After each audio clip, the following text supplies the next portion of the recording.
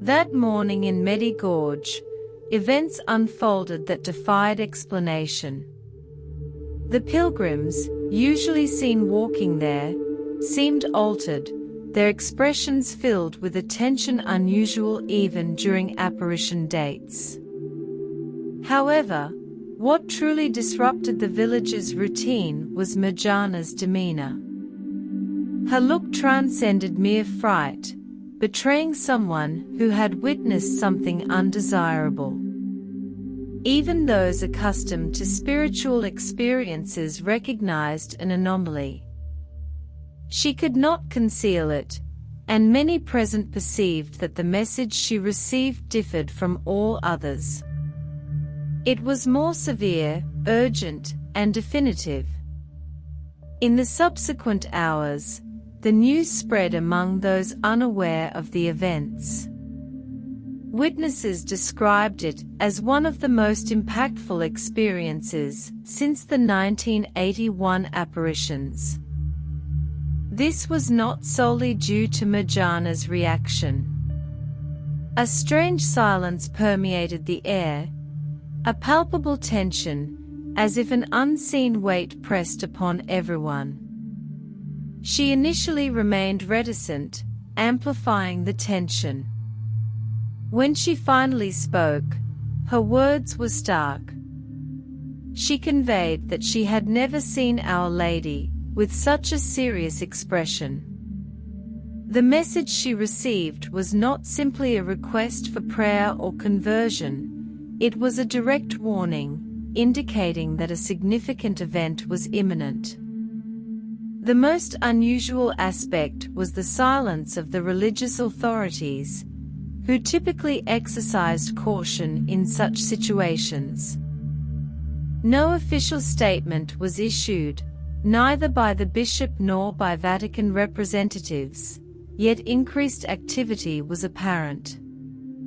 People reported the arrival of vehicles with inconspicuous license plates, carrying individuals who appeared to be observing discreetly. The recurring question was, why now? What prompted a message of such importance after so many years of apparitions? And why conceal this from the people? What information were they withholding? It was no longer a revelation about prayer or peace. It was an urgent summons, a call for spiritual action, as if time was running out for a decisive choice. The impending event seemed to leave no room for doubt or second chances. The feeling was that the world, as it was known, would soon undergo an unprecedented change, definitively separating those who believed and lived their faith from those who merely pretended to understand its meaning. In places of worship and among pilgrim groups, it was impossible to ignore that a new chapter had begun. Conversations were hushed, but they all converged on the same idea. The final warning had arrived, and those who disregarded it might not have time. Meanwhile, Mirjana remained secluded, avoiding interviews and questions. Those who spoke with her reported that she was unlike they had ever seen her, even during her reported periods of intense suffering throughout her decades of contact with Our Lady. The message was not confined to her. Gradually, information emerged from those present during the apparition. Fragments of what was said began to circulate. Although no one has confirmed all the details, the revelation contained details of secrets kept for decades, now being revealed. The reason remained unknown, but there was a sense that time to understand was dwindling. Facing this, the question persisted: what to do now? How to prepare for something incompletely understood, but showing signs of nearness? In the following moments, The starkness of this new beginning disregarded any feeling of relief. Passing details, once insignificant, now carried weight. Each word from Mirjana was analyzed silently by witnesses, as if each sentence concealed something greater. A growing feeling emerged. Something was changing rapidly, almost palpably. For 40 years, the apparitions in Medi Gorge followed a familiar pattern: persistent calls for conversion and reconciliation with God, always with a tone of hope, even when messages mentioned future difficulties. This time, Mirjana did not speak of hope as many were accustomed. There was no appeal to continue praying and waiting for better times. It was a call to pray immediately, as there might be no time later. She herself, after numerous experiences, seemed surprised by what she had seen, which was significant for someone with decades of visions. The silence of religious leaders did not alleviate the unrest. No official explanations or guidance were provided for the faithful. Those awaiting pronouncements from the Vatican or local leaders were met with a silence that intensified their apprehension. Attempts to seek answers were met with closed doors and averted gazes. It was as if everyone present understood a significant event was imminent, yet lacked the courage to articulate it. People began recalling past messages, searching for indications of the impending event. Many recognized a subtle shift in Our Lady's words in recent years. Messages had become more direct, with starker warnings about the need for preparation. The focus had expanded beyond personal conversion to include preparation for difficult times. Suddenly, everything became clear. The final warning was not abrupt. It had been gradually developing, now reaching its critical juncture. Another issue troubled many. Why was Mirjana instructed to reveal only a portion of the so-called third secret? Throughout the years, she had maintained absolute silence regarding the secrets entrusted to her. Now, unexpectedly, she was permitted to disclose a part of them. What had changed? What necessitated this breach of silence after so long? The answer remained elusive, but indications suggested it was not a decision made lightly. Some said that Mirjana hesitated until the last moment before sharing what she saw, and that she herself seemed to know that there was no more room to wait.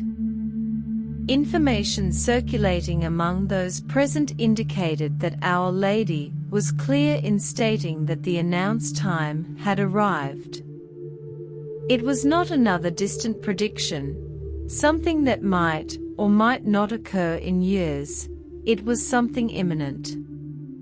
What accompanied it was not merely a series of natural disasters or social collapses, but a true spiritual purification, affecting each person directly, without exception.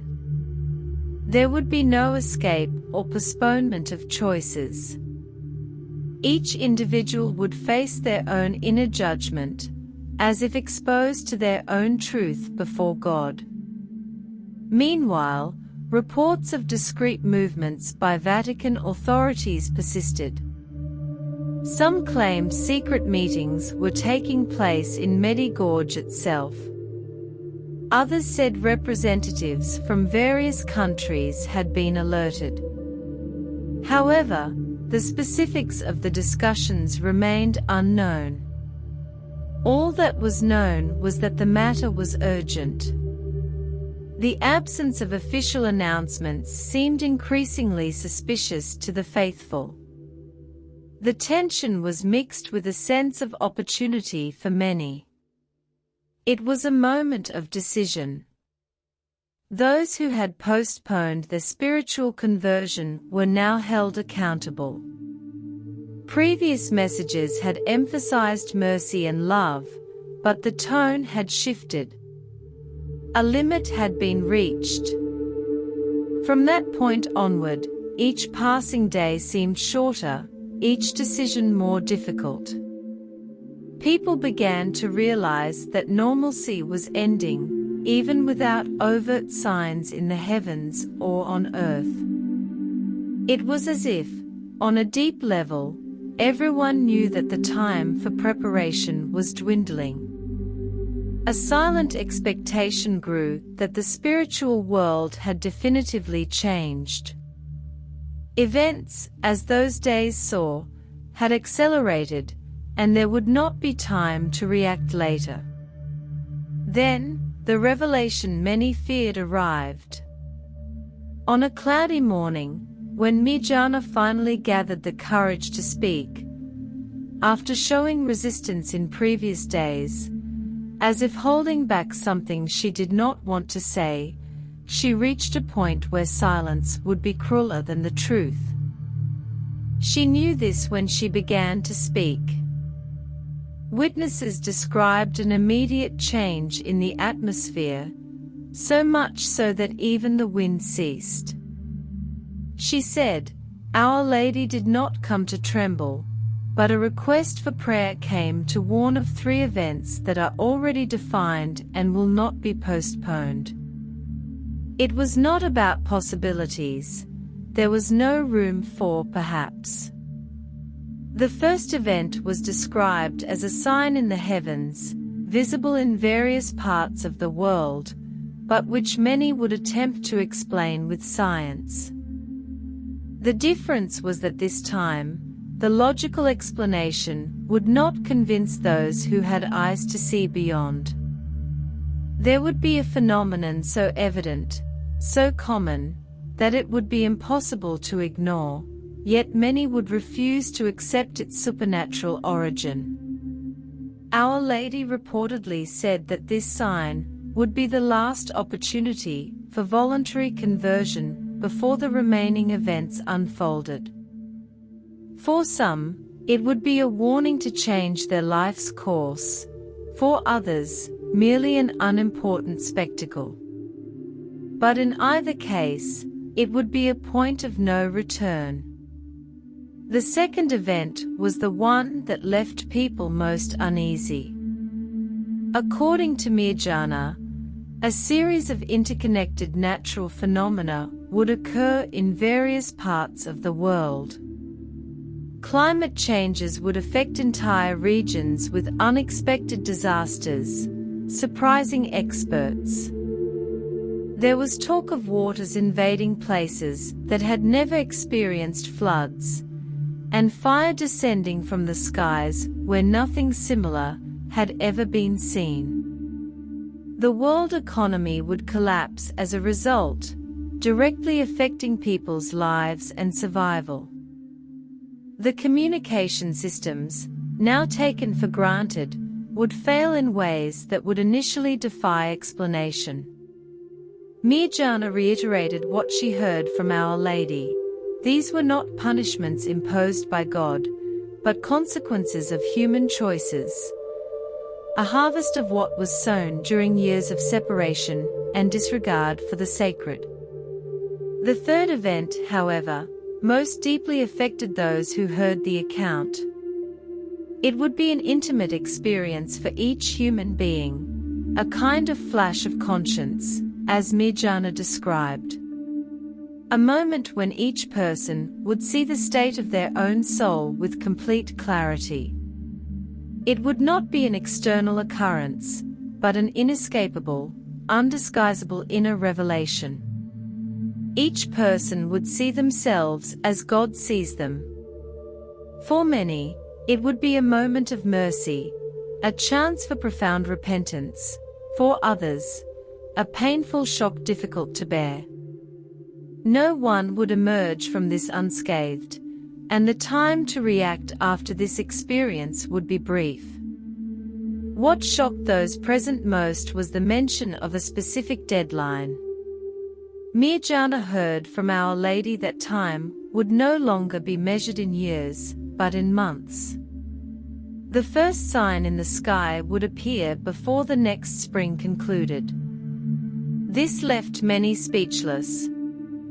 In 40 years of apparitions, such a precise time had never been given, indicating without doubt that the waiting cycle was over. People no longer lived in the realm of suppositions, now, it was a countdown. Mirjana said that during the apparition, she saw images of a world in transformation. She described cities in ruins, not just from physical destruction. What shook her most were the spiritual images, people disoriented, searching for something they could not find, entire families divided by opposing beliefs, religious leaders fighting among themselves, unable to guide their faithful. But she also saw small, hidden prayer groups sustaining their faith in silence, like points of light in the midst of darkness. She said these small communities would be decisive for humanity's spiritual survival. It was not a message of despair, but there was no room for passivity. Our Lady's words, transmitted by Mirjana, made it clear that the choice was up to each individual, and that choice needed to be made now. Those who waited for the first visible sign to change their lives might find it was too late. In the minutes following the revelation, silence once again dominated the atmosphere. There were no questions, no debates, only looks that somehow already knew that the truth could no longer be ignored. And there was more, for what had been revealed was only the beginning. The silence after Mirjana's revelation seemed heavier than any spoken word. Each person present seemed burdened with a new responsibility. There was no returning as they had come. It was as if an invisible boundary had been crossed. Now, each decision, each attitude, would carry a weight that could no longer be disregarded. Those who listened to Mirjana speak of the three events knew that the time for distant listening or curiosity was over. It was a truth demanding an immediate response, with no room for doubt or postponement. In the following hours, people began discussing what it truly meant to be prepared, not in the vague sense of having faith, but in an intense, personal, practical preparation. The first thing that became clear to many was that it was not about stockpiling food or building shelters. The warning was different. Our Lady never spoke of materially surviving these events, but of remaining spiritually firm amidst chaos. This required another type of preparation, one that could not be done overnight. People who had previously led their lives on autopilot began to realize an urgency that could not be postponed. For those who believed participating in a few prayers and continuing with their routine was enough, the revelation was harsh. Something deeper was needed, a real inner transformation. Those small concessions made in everyday life, those distractions allowed to pass, now revealed how much they weakened the spirit.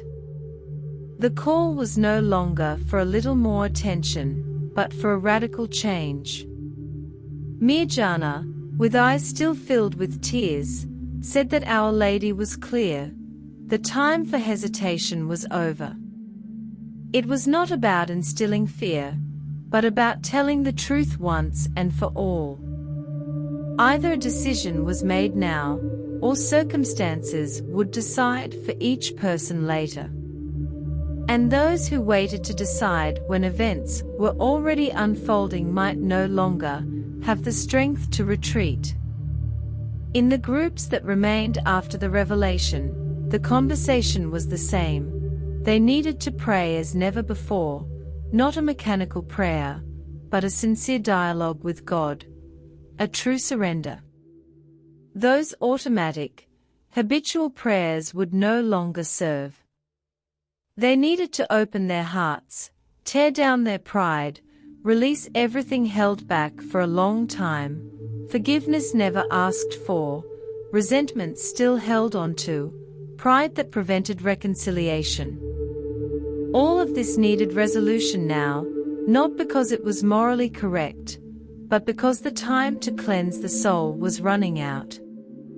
Many began to realize that the required preparation did not involve external changes, but internal renunciation, a simplicity of life, giving up material attachments, refusing to feed old hatreds and senseless disputes.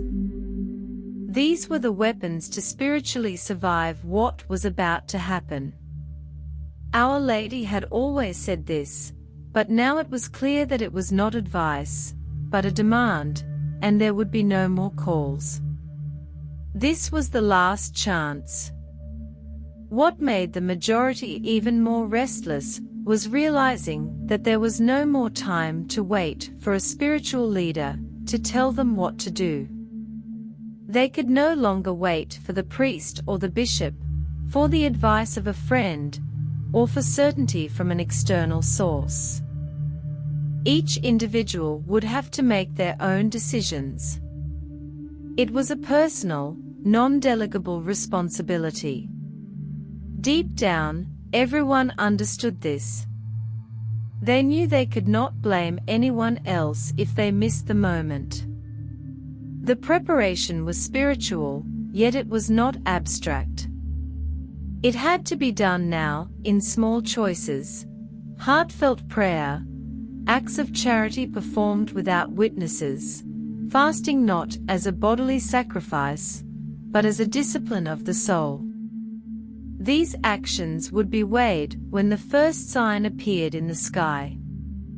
According to Mirjana, it would come suddenly, without prior warning, like a flash of lightning. That was why no one could afford to wait for someone to knock on their door and tell them it was time to begin. The world was already showing signs, divisions within the church, confusion in families, increasing wars in unexpected places, uncontrolled natural phenomena, and economic disasters that seemed improbable but now occurred as if normal. All of this had been predicted, but now it was more intense. Those who failed to see this were not merely uninformed, but spiritually blind.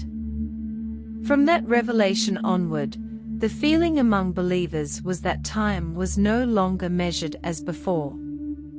Each day seemed too short for the necessary changes, and a sense of urgency remained. Some woke and slept with the certainty that they were living through the beginning of everything, while others remained in denial, though they sensed something was amiss. The only remaining option was to choose, and that choice could not be made without understanding the stakes. Each person knew what they needed to do, and that no one else would do it for them. In the days that followed, something different began to attract the attention of those still in Medi Gorge. It was not just the usual pilgrims or familiar faces of returning faithful. There were others who kept to themselves, arriving discreetly and avoiding attention. They were people who did not resemble tourists or ordinary devotees. Observers said they arrived in dark cars with unrecognized license plates, entering and leaving specific locations without fanfare. Some had a formal appearance, accustomed to protocols and rules. But that was not the only thing that caused concern. What drew the most attention was their silence. Soon, rumors spread that representatives from the Vatican had arrived in the village, but not in the usual official way. There was no delegation, no public announcement. Their presence was almost clandestine. No one could explain why, or perhaps they did not want to. Some said they were there to verify the latest events, to confirm the content of Mirjana's messages. Others believed they were trying to contain the flow of information. The truth was, something was out of the ordinary. Even local priests behaved strangely, as if ordered to avoid the subject in that charged atmosphere. People began to notice other changes. The visionary Mirjana was no longer seen in public. Those who had contact with her said she was secluded, almost isolated. She did not answer calls or receive visitors. Some reported she was in deep prayer. Others suggested she had been instructed to maintain absolute silence. It was impossible to discern truth from exaggeration, but her absence was felt as a clear sign that something was being prepared or controlled. Curiously, this did not stop more people from arriving. More and more pilgrims came each day. Many arrived without knowing exactly why they had decided to travel there, as if they had been called in some way. Without rational explanation, these visitors were not just looking to pray, they were looking for answers. They wanted to understand what was happening and what they needed to do. But instead of answers, they found an almost uncomfortable silence. The churches in the region continued their masses, but the atmosphere was different.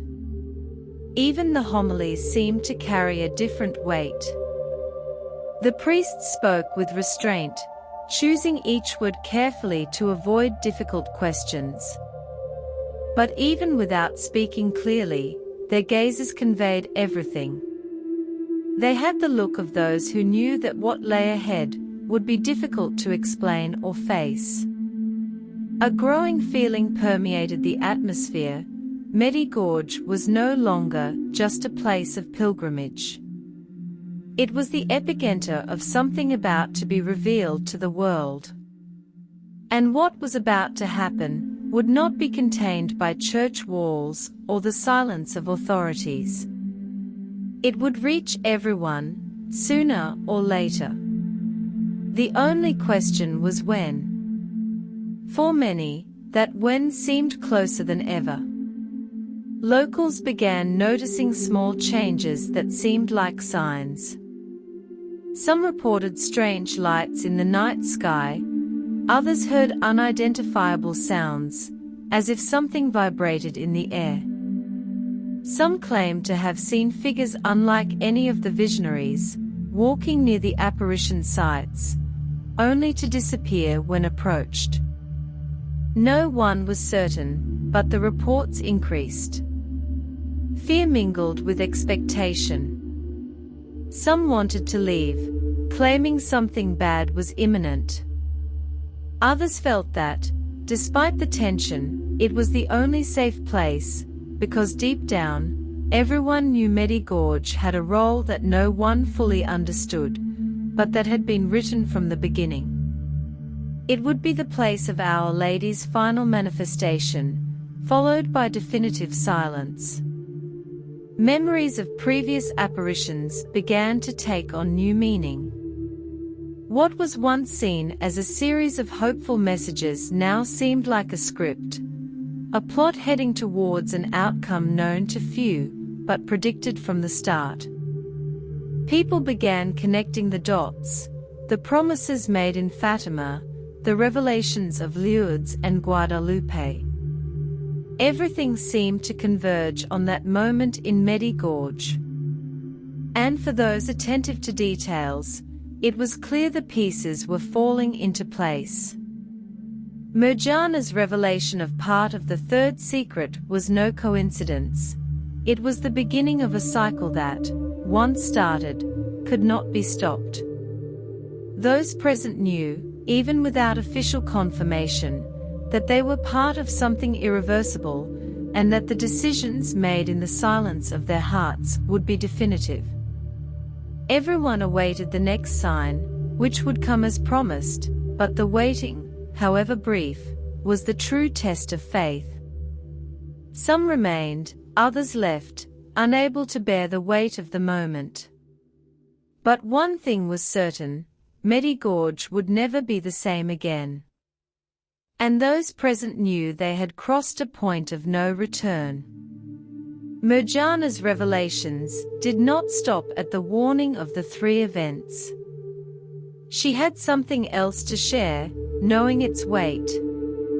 Perhaps this part of the message unsettled listeners even more, because for the first time, she spoke clearly about active, intelligent, and organized forces working directly against Our Lady's decades-long plan. It was not an abstract opposition, but something concrete, with defined faces, strategies, and intentions. These forces were not hidden in distant shadows, but acting openly, disguised by apparent normalcy. Mirjana explained that Our Lady revealed directly that there are people in positions of power who know exactly what is happening on the spiritual plane and consciously choose to work against it. They are powerful men and women with access to technological resources that allow them to manipulate global communication, influence governments, and direct decisions affecting the future of nations. They do this not out of ignorance, but by deliberate choice. Their objective is clear: to distance as many souls as possible from the truth. This revelation, though shocking, did not surprise those who had observed recent global changes. A process of moral and spiritual confusion had accelerated, shaking even the most steadfast in faith. Polarization had grown within faith communities themselves. Religious leaders, once trusted, now engaged in public disputes that led to fragmentation, not unity. Meanwhile, fundamental values were being corrupted, with laws passed in several countries directly contradicting the natural and divine order. The deconstruction of truth had become a conscious project, and Mirjana's revelation confirmed it was no coincidence. Our Lady had said that these groups, these global leaders, used technology as a primary weapon: communication networks, social media, news channels, all were being used subtly to weaken and trivialize faith, and to confuse people's consciences. They understood the power to dominate the narrative and shape mass thought and reaction. They are fully exploiting this to accelerate division within families, within churches, and among the faithful. But that's not all. According to Mirjana, Our Lady revealed a strategy to spiritually isolate those who still resist, to ridicule them, label them as crazy or outdated, and gradually leave them without support. This isolation, which begins as social distancing, has a deeper objective: to break the spirit of those who still uphold the light. The warning was clear: even if the pressure becomes unbearable, those who persevere will be supported directly by God, not by human strength, but by a grace that will come when everything seems impossible to bear. The most worrying revelation, however, concerned what would happen when these divisions reached their peak. Mirjana said that Our Lady showed scenes of a church divided into two camps, not by political ideologies, but by completely opposing spiritual views. There would be those who remained faithful to the truth and others who, deceived by false promises of peace and tolerance, would abandon essential principles. This division would not be minor. It would lead multitudes down paths that seemed right, but would distance many from true divine protection. Mirjana also reported that Our Lady spoke of a profound manipulation acting not only at institutional levels, but within individual consciences. There is a battle for the mind of each person, and the weapons are sophisticated, from empty entertainment that numbs the spirit to forms of indoctrination that begin early, shaping our understanding of right and wrong. Many people are surrendering to this influence without even realizing it. Even amidst these dark revelations, a thread of hope remained. Our Lady showed Mirjana small groups of believers spread across the world, remaining steadfast, even if invisible to those seeking numbers or influence. These were simple communities, without large structures, keeping the flame of faith alive through silent prayers, fasting, and works of mercy. It would be through them that God would perform miracles in times of greatest need. Mirjana insisted that this was the time to choose sides. There was no room for comfortable neutrality. One must decide whether to remain faithful even under attack, or to risk being swept away by the current of false securities offered by these forces. According to her, the closer they were to the first announced sign, the greater the pressure would be for everyone to choose. The warning had been given. The spiritual battle, once distant or theoretical, was now a daily confrontation with every seemingly small choice. The difference was that it was no longer a game of persuasion, but one of spiritual survival. Amidst the heavy climate surrounding Gorge and Mirjana's revelations, something could not be ignored. No matter how much the messages spoke of difficult times, tribulations, and demanding choices, a firm thread of hope remained, almost invisible, but capable of being kept lit. This thread did not come from a grand miracle or spectacular intervention. It was born discreetly within ordinary people who decided not to succumb to fear. Mirjana reported that Our Lady showed clear images of small groups spread throughout the world. Simple communities, often isolated, who kept authentic faith alive. People who did not need grand speeches or structures. They simply knew what to do and did it. They gathered in silence to pray, shared what little they had, and cared for each other when no one else cared. They were like small islands of light in an ocean of darkness. The promise was simple and direct. These would be the points of spiritual support in the darkest moments. In these groups, miracles would happen, not for show, but for the urgent need for love and charity. Mirjana described how Our Lady spoke of times when help would not come from governments or institutions. These small communities would be powerful. They would feed the hungry, welcome the lost, care for those who had lost everything, and in ways no one could explain, they would be protected, not from pain or suffering, but from the loss of faith. According to her, this would be the true victory in those times. Our Lady made it clear that there would be a time when churches would be closed or inaccessible, not by official ban, but because the confusion within them would be so great that many would no longer know where to find the truth. Then, these small communities of faith would become the last refuge of prayer and true worship, places where silence would be stronger than 1,000 words, where the simple act of the rosary would be a force against all the evil that would haunt the world. Mirjana recounted what she saw during the vision. Simple people performing gestures that changed realities. A glass of water given to the thirsty became a miracle. A hug to the rejected brought a peace that no one else could offer. Small, almost imperceptible signs that became great, because they happened when everyone had lost hope. That was what gave her, even in the face of the gravity of the messages, the certainty that there is a path to spiritual survival. What most caught the attention of those who listened to Mirjana was when she spoke about the light that would come from these children of the light, as Our Lady called them.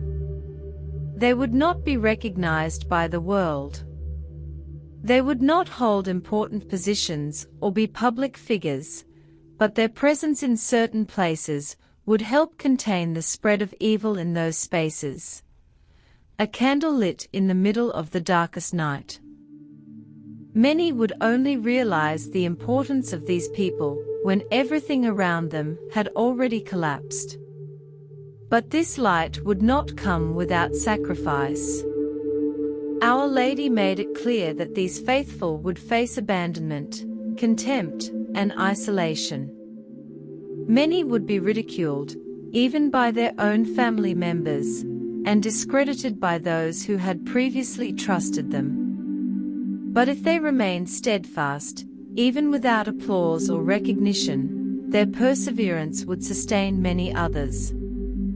Mirjana said she understood at that moment that strength would not come from outside, it springs from within each one, in silent fidelity to what God asks. Now, according to the revelation, there would also be moments when these groups would be guided by direct inspirations from Our Lady and the angels. There would be no need for anyone to tell them what to do. They would know in prayer what the next step was, and those who trusted in these inspirations would be protected even when all seemed lost. These communities would live a time of deep communion, where love for one's neighbor would not be just a virtue, but a necessity for survival. Mirjana also reported a vision that had a profound impact. She saw places that were previously forgotten or despised become havens of light, small villages, simple houses, distant communities that suddenly became centers of prayer and spiritual refuge. And in these regions, miracles would happen with a frequency that would leave many without explanation. But whoever was there would know it was the hand of God protecting those who remained faithful. The most powerful thing about this message was not the promise of miracles or physical protection, but the guarantee that those who persevered in faith would have an inexplicable peace, even when everything around them fell apart. They would know they were on the right path, and that would be enough to keep them steadfast until the end. For those who listened to Mirjana, it was clear that now was the time to seek these groups, not necessarily physical places, but people with whom one could share true faith without fear of ridicule. When the time came, it would be this network of prayer and support that would sustain the spiritual life of those who wanted to remain standing. And the time to build these alliances was now. Later, when everything was happening, it would be too late to look for support. Those who understood this soon would have shelter, those who did not would risk being alone amidst confusion. The vision that Mirjana shared about what was to come left no room for doubt.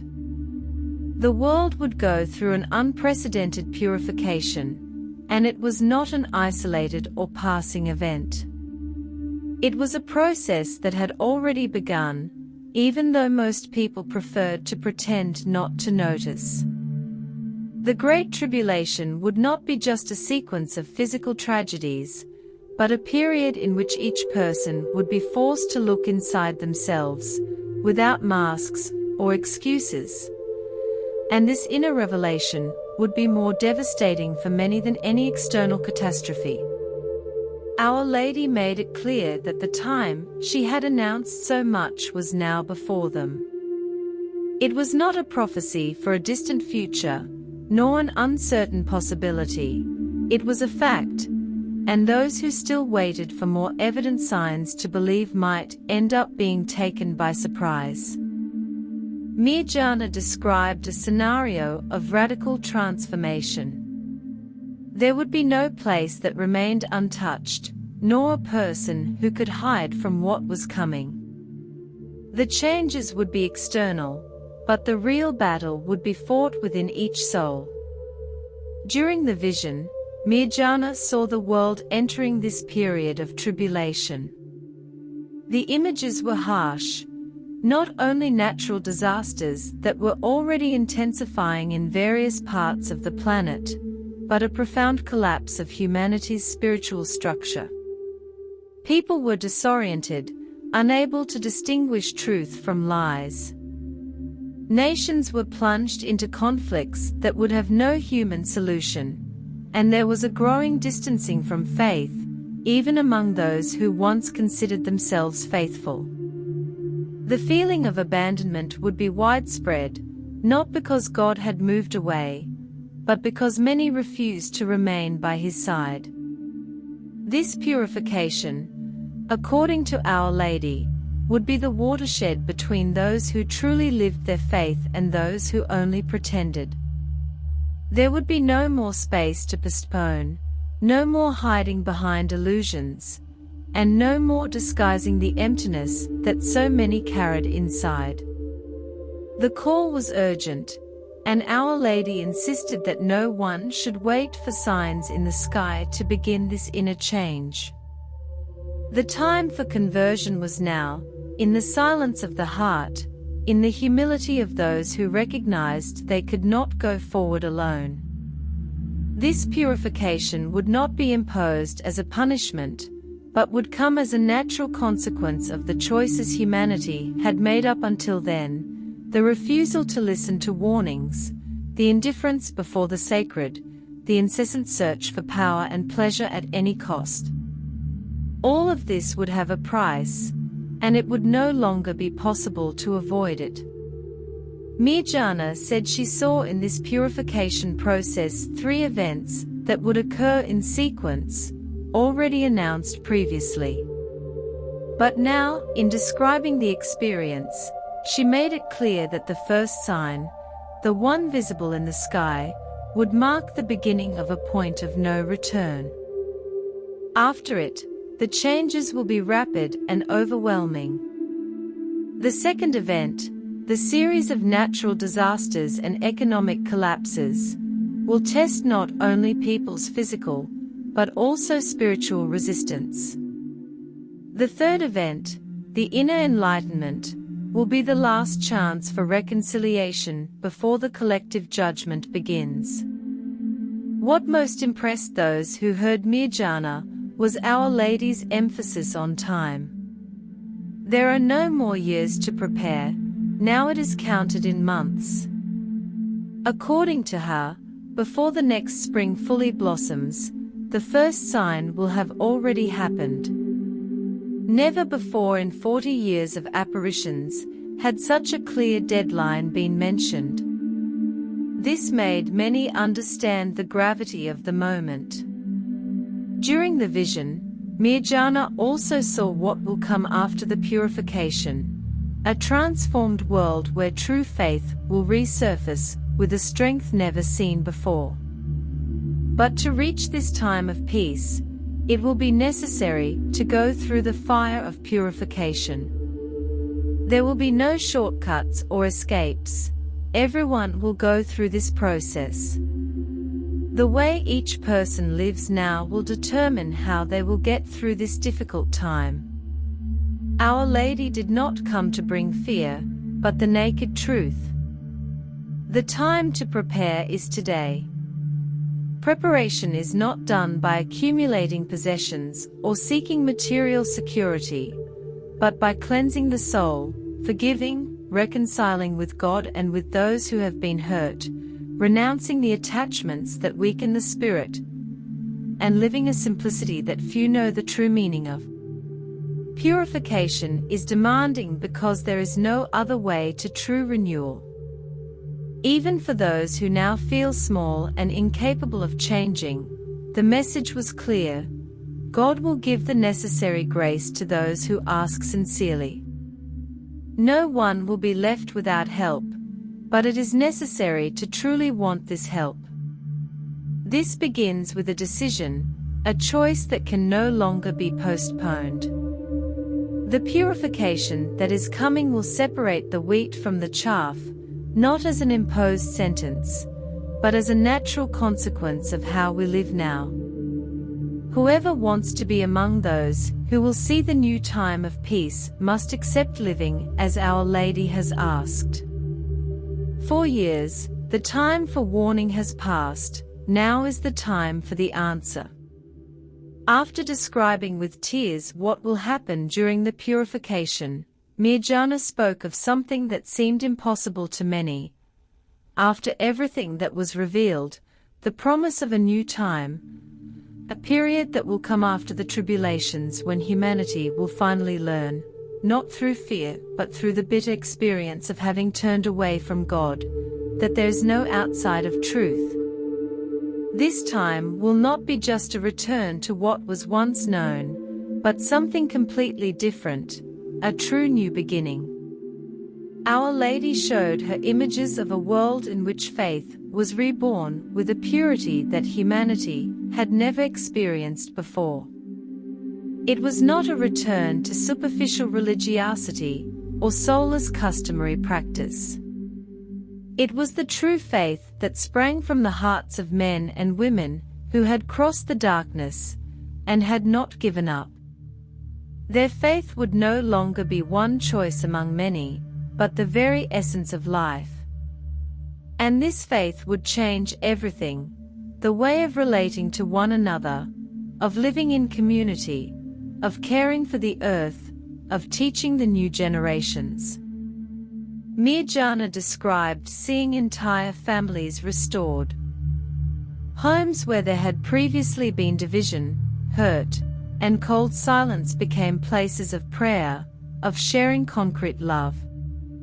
Parents and children who no longer looked at each other now held hands in simple and true prayer. And more than that, an environment in which the presence of God was felt not as something distant, but as an everyday reality.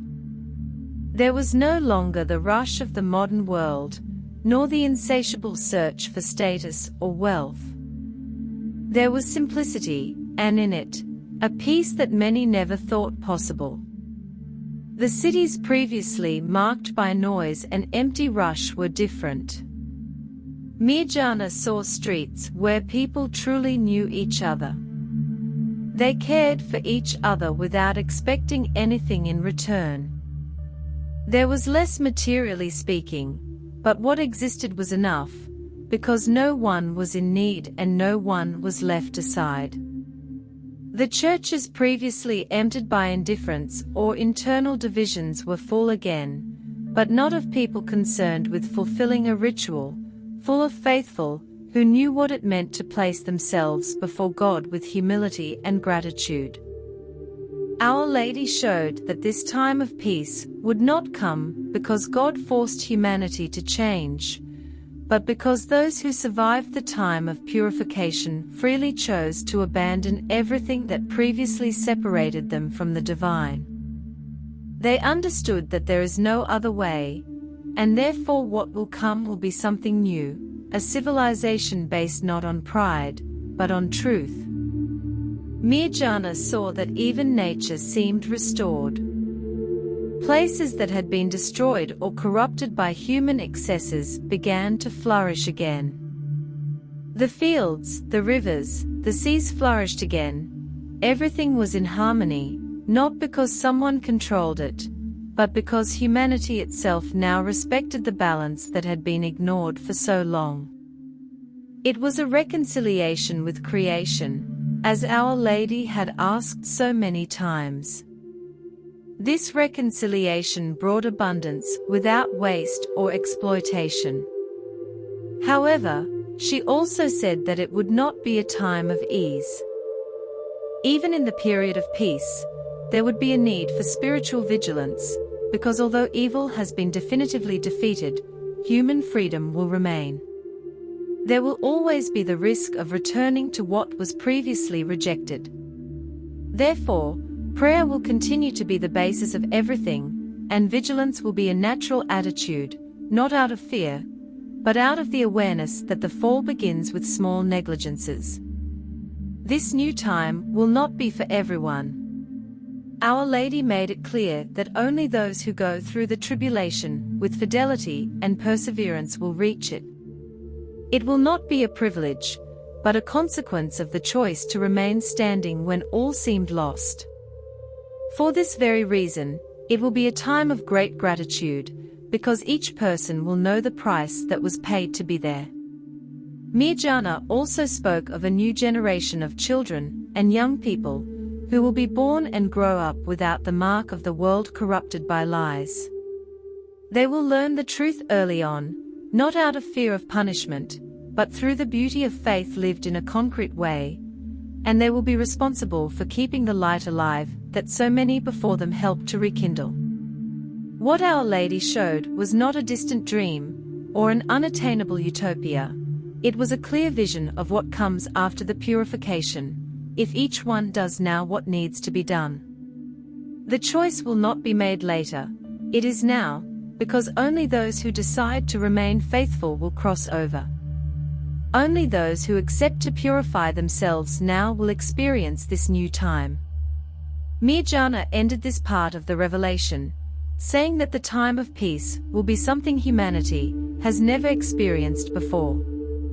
It is not a return to the past, but a new beginning, a time in which the light will be stronger because it shone when the darkness seemed total, a time in which humanity will finally learn to be what it was created to be from the beginning, the image of God's love. Now, it can no longer be said that they did not know. Those who listened to these revelations, who felt the weight of Mirjana's words, understand that the choice is already on the table. It is no longer time to ask what will happen, nor to wait for new signs, nor to wait for a more propitious moment. The favorable time is now, and it is running out. Each one of us carries from now on the responsibility for our own destiny, and no one else can decide that for you. What Mirjana brought is not a warning to be kept in a drawer, or listened to like someone watching a distant story.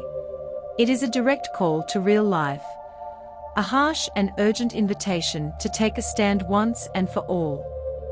Those who still prefer to believe that there is time, that everything will be resolved somehow, that maybe things are not so serious, but those who feel what is happening in the world, who look at what has been happening in families, in communities, in their own hearts, know that there is no more room for illusions.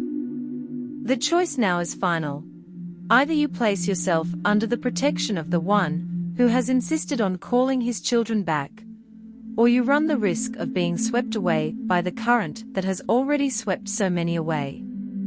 It is not about fear, it is not about panic, it is about lucidity, a clarity that no longer allows you to pretend not to see. Everything that has been said so far is not to provoke despair, but to wake up those who are still asleep, because those who do not understand this now may end up losing the last opportunity to find refuge. And it is not just any refuge. Our Lady promised protection for those who accept the call, but this protection is not a physical shelter. It is not a hiding place that isolates from the world. It is an inner shield that will maintain peace and faith even in the midst of the greatest storms. It is a certainty that does not shake when everything around is falling apart. And this is what will make the difference, because when the tribulation arrives with all its strength, it will not be physical strength that will sustain anyone. It will be the conviction that one is in the right place, even if everything says otherwise. Mirjana said that Our Lady was incisive. There will be no second call. This is the time, this is the moment, and those who wait, those who postpone, those who push until tomorrow the decision that needs to be made today, may no longer find space to react. The first sign will happen quickly. There is no point in looking for safety outside if the heart remains unprotected. There is no shelter against what will come without a real conversion. It is not a pretty speech. It is an urgency that does not accept distractions. Mirjana saw clearly what is at stake. She saw the line being drawn, separating those who chose to live according to the truth from those who preferred to continue following their own pride, and she was clear: no one remains neutral. Either you respond to the call, or you turn away from it. Indifference is already an answer, and this answer needs to be translated into concrete actions. Now, pray as never before, not a mechanical prayer, but a living dialogue with God, a prayer that springs from the depths of the soul.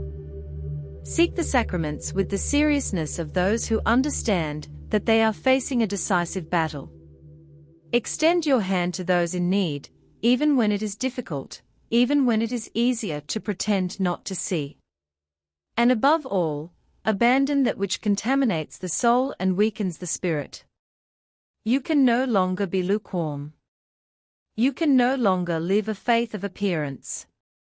What is coming will test each one to the core, and only those who are firm in the essential will get through this standing. The call is not just for you, it is for those whom God has placed in your life, your family, your friends, the people who cross your path. What you do now can make a difference for them too, and the responsibility is real. If you know what needs to be done and choose not to act, it is a choice that will weigh. But if you answer the call with courage and fidelity, there is a promise that the light will shine even brighter, even when the night seems total. Time does not come back, and now it runs too fast. Our Lady did not make this last call for nothing. She knows that many can still be saved.